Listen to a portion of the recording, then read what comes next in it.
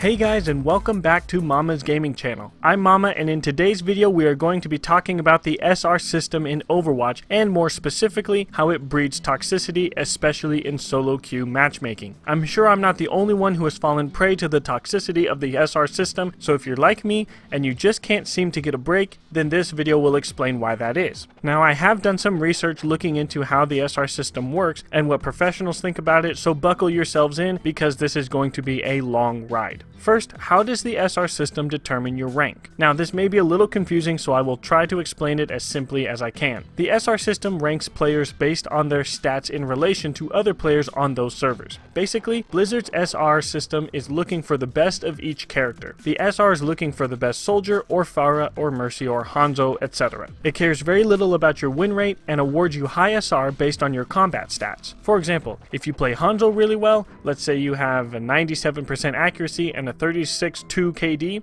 if you lose, you will not lose a lot of SR at all, because someone else plays Hanzo and gets 48% accuracy and a 5.7 KD. But if you win, you'll gain a lot of SR because your stats are better than lots of other players who play Hanzo. What the SR system does not compare is Hanzo stats to Junkrat stats, or Ana stats to Pharah stats. This means that the best way to rank up in Overwatch is to choose one character virtually all the time and get the best stats on that character. But therein lies the problem. Since Overwatch is so massive and everything hinges on context, there is no one character that fits every team composition. Someone who takes Hanzo for every match isn't going to fare well when they go up against, say, a dive comp, or try to fit into a dive comp. So if he wanted to win, he would take someone who fits dive comp better. But what if he's not good with the character that fits? Whether he wins or not, his potential SR will change drastically. Let's say he takes Tracer instead of Hanzo to fit the dive comp. Since he doesn't play her very well, he will likely be carried and not get good stats. Even if he wins, he won't go up very much because his stats are being compared to other Tracer mains that get good stats. And if he loses, he will lose a lot of SR for the same reason. The only way to ensure that he is safe from substantial damage to his SR is to play Hanzo all the time. If he loses, he won't lose that much anyways. So why not just take Hanzo and lose the match? So long as he keeps his stats up, he'll be fine. Players who understand this abuse the SR system all the time, just like this. Instead of taking a character beneficial to the team, they just take a character that they know they won't lose a lot of SR with. And while they themselves are safe, they shoot their teammates in the foot, especially ones who are flexing to different characters, trying to win the match for the whole team instead of just watching out for their own personal SR. That's why you've probably seen many guides on how to rank up or escape ELO hell saying to just take a DPS and get really good with that character, because, unfortunately, the very same game that was designed to be played as a team actually punishes team play. This is how I lost so much SR in Seasons 5 and 6. I would flex to different heroes, risking my SR trying to win matches for myself and my teammates, while others were only interested in saving their own SR. Since I was flexing all the time, my stats never got the chance to improve, and so I was being surpassed by those who were building stats on only one of the characters that I was flexing to. This system of ranking people by their combat performance is extremely toxic to team play in Overwatch, since it incentivizes you to play for your own stats instead of your team wins. And speaking of stats, as a general rule of thumb, good stats are usually the mark of a bad player. Think about Genji. If a Genji player has an extremely high accuracy, say 87%, that means that he is not spamming blind corners for free damage and ult charge. He probably hides and takes careful aim instead of being in the fray, jumping around, missing a lot of shots here and there, and just overall not doing what a Genji ought to do. What about the gold medal for damage? Well, anyone who shoots at Roadhog the whole time can get gold damage easily, but that's not what wins matches. If a McCree player only shoots Roadhog, he'll probably have gold damage and high accuracy, since Hog is such a big hitbox. So that McCree player may be bumped up into higher ranks than a McCree player who misses considerably more but will still kill all the squishies on the enemy team. Think about it.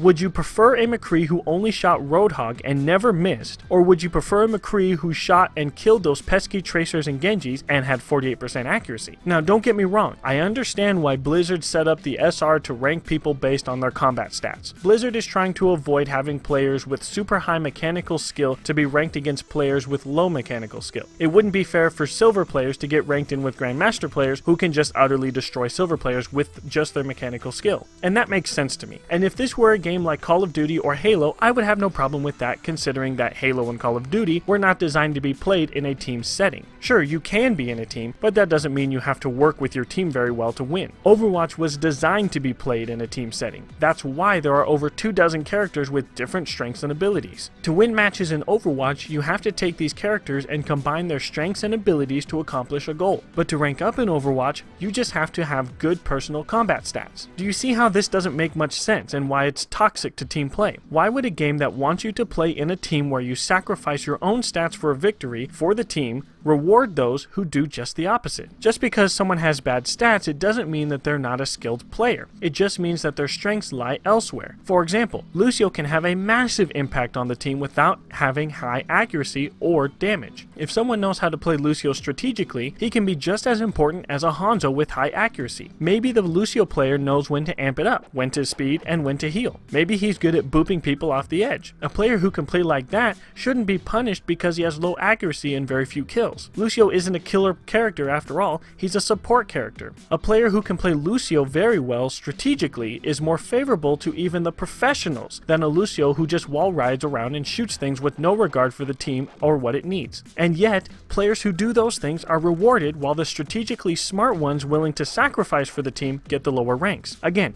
this wouldn't be an issue if the game wasn't designed for team play. I understand also that we don't have the technology to assess players with algorithms on important plays. For example, let's say that a McCree player is killed by a Genji. When that player watches the kill cam, he finds out that Genji has his ultimate. So when he respawns, he hides in a corner and waits for the enemy to come. When the whole enemy team comes ready to play off the Genji ultimate, the McCree jumps in, flashbangs and fans the hammer on the Genji and kills him. The McCree then dies immediately after because the rest of Genji's team is surrounding him. Now that's a huge play because the McCree shut down a push on an ultimate use, and even though they traded 1-for-1, the enemy team couldn't push in as effectively as they could with the Genji ultimate. The game won't see it that way though. The game only cares that you traded 1-for-1 and will not give you much SR for that play. I get it. It's impossible for the game to read the mind of players and determine, oh, he was stopping the Genji from ulting his whole team and had to pull back. Unfortunately, that's the way it is, and one of the reasons why players with good game sense and willingness to sacrifice for the team are punished while selfish play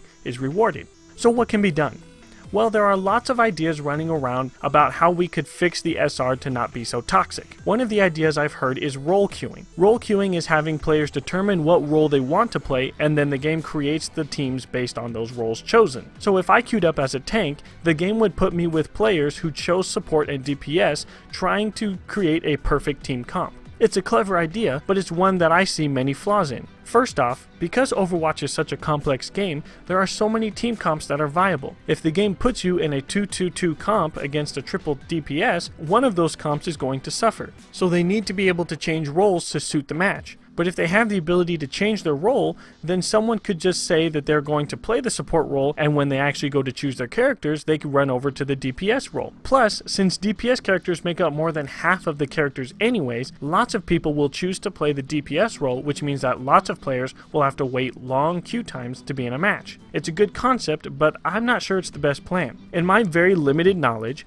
I think that there are a couple of simple ways to improve the SR system. First, I think Blizzard should add a competitive mode for deathmatch and team deathmatch. Adding those game modes would draw selfish players away from the Overwatch competitive mode and into the deathmatch competitive modes. Deathmatch is all about who has better stats anyways, so the SR system need not change too much. People who one-trick would actually be rewarded and not damage a team composition. Players who care very little about their team need not have a team at all, but can be ranked according to their own combat performance. You can still award them competitive points based on their rank, so they won't be missing out on competitive only content in Overwatch. I think that will help weed out the selfish players from the team players. I think it could also draw in new players from other FPS games. They get the chance to see how their mechanical skill fares against the players in the nation or even the world. Next, I think that we should have a set number of SR gained or lost that affects everyone equally. Instead of people not losing as much SR because of their stats, everyone everyone should lose the same amount of SR when they lose. If everyone lost the same amount of SR regardless of their performance,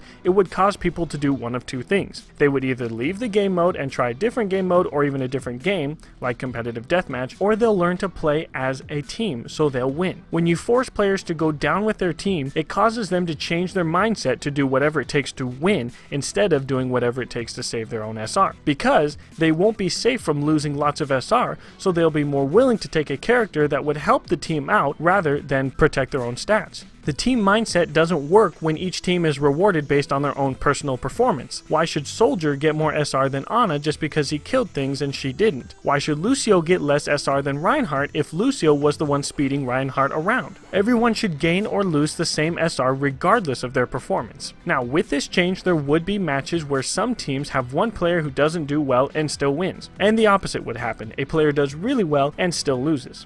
Eventually, these players will get the rank that they deserve if they keep playing long enough, but those instances kind of come with the team play territory. If you have cattle in the stalls, you're going to have to clean up poop. If you want to play in a team, you're going to have to deal with teammates who don't play very well. That's just what happens when you play with a team, especially playing with random strangers. If you can't stand teammates dragging you down, then go play deathmatch. So long as my teammates are giving a genuine effort to be the very best teammate they can be, I don't mind losing with them. Do I want them to improve? Of course I do, and I would be more than happy to help them out. If someone sees a flaw in me where I don't play with my team very well, then I want to hear it so I can improve. But what I don't like is when people join a team game, play selfishly, and get rewarded for it. Even if I win with the selfish players, I get less SR than they do because I sacrificed my stats so they could play well and we could win the match. Again, if Overwatch wasn't designed to be played as a team game, I wouldn't be complaining. But because Overwatch is all about teamwork, I think it's teamwork that should be rewarded. Please don't get me wrong. I'm not saying that selfish players are bad people.